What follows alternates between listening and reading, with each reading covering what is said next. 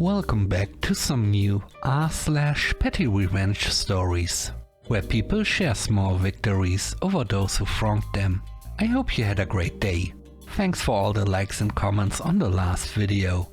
And now let's start with the first story. It's called Vehicle Dealer.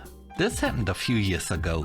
I was looking for a car when I noticed that my local motorcycle dealership was selling a small one. They told me it was their runabout car, but they had two and didn't need both. Sounded reasonable enough. I trusted them to be reliable, so I didn't ask too many questions. I'm a young, friendly looking person, and they seemed eager to make the sale.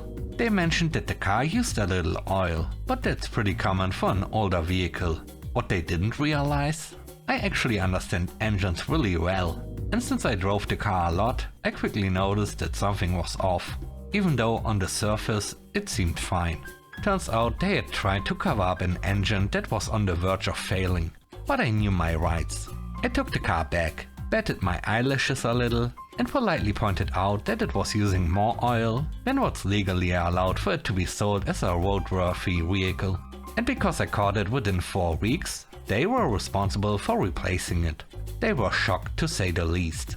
Tried to talk their way out of it. But I knew. And I knew they knew. One shiny, upgraded replacement engine later, fully covered by them, and my car has been running perfectly ever since. 4 years later, and that new engine is still going strong. The next story is called Terrible Manager. I worked at an after-school care program that was held at the back of elementary schools in my area. Since I worked at multiple locations, I changed sites pretty regularly. A lot of high school students worked there, including me at the time, and honestly, I loved that job. But as much as I loved my job, I really didn't get along with my manager.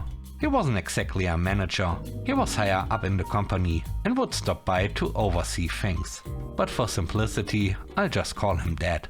He wasn't great at his job, and everyone I worked with agreed. For example, there were several times when someone should have been fired, but he avoided doing it. There was a coworker who showed up to work not in the best state, another who made multiple coworkers, including me, uncomfortable, and one who would literally disappear for hours during their shift. But the real issue happened right before he actually fired me. Turns out he didn't know how to do that, because I missed a shift. After school one day, I was getting into my car when I accidentally shut the door on my fingers. Hard. I broke 2 of them and had to rush to the hospital. While I was on the way, my friend sent him a quick text for me, because I was way too overwhelmed to make a call myself. Now, according to my contract, a no call no show was grounds for being fired, unless it was a medical emergency. So when I returned to work, still wearing splints on my fingers, he showed up with a write-up for me to sign.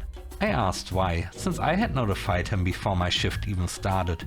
He said, "I called you and told you that you still had to come in, but you didn't answer." Well, I had been in the emergency room with no phone service, so of course I never got that call. I asked if he really expected me to come in with 2 broken fingers.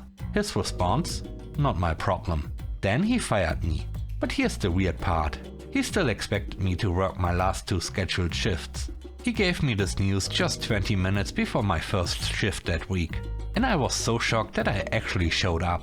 On my second shift, a different higher up stopped by, someone I had never met before. She came over to introduce herself and held out her hand.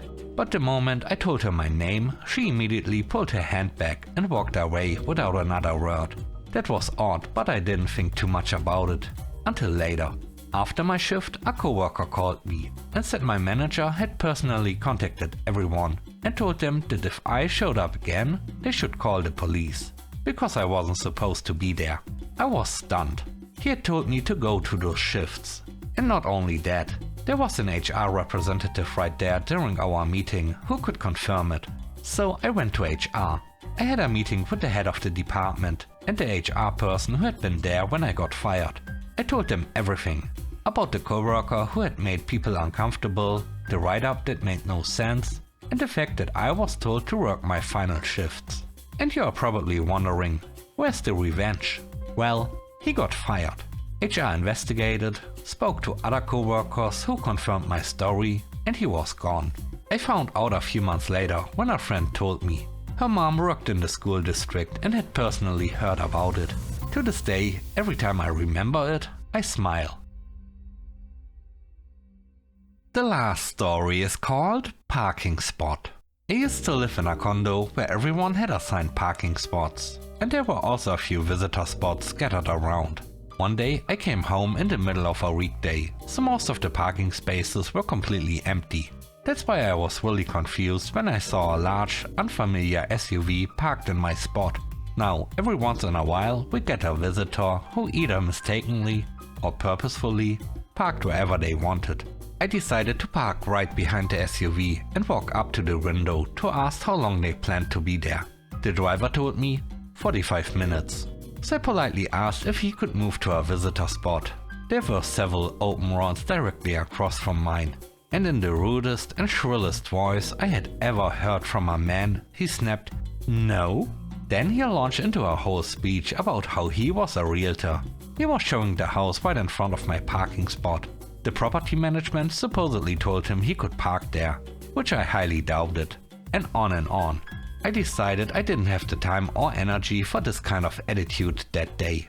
So right in the middle of his rant, I just said, "Okay then," and walked away to park in a visitor spot instead. Now, I really don't like when people are rude, especially when they are trying to justify their inconsiderate behavior. So I decided to get a little creative with my response. My window faced the parking lot, so I set up my speaker on the windowsill and started playing very loud music for about half an hour. My hope was that the potential buyers would decide that our quiet little community wasn't so quiet after all.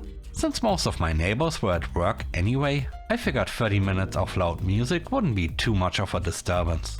I have no idea if it actually made a difference, but I do hope I wasted a bunch of that guy's time. Thanks for watching the video to the end. I hope you enjoyed it. If you did, please don't forget to leave a like, comment and subscribe. And if you have time, watch another one of my videos. Also, if you want to support me further, check out the channel membership or Patreon. And now, I hope you have a great day. See you soon. Bye bye.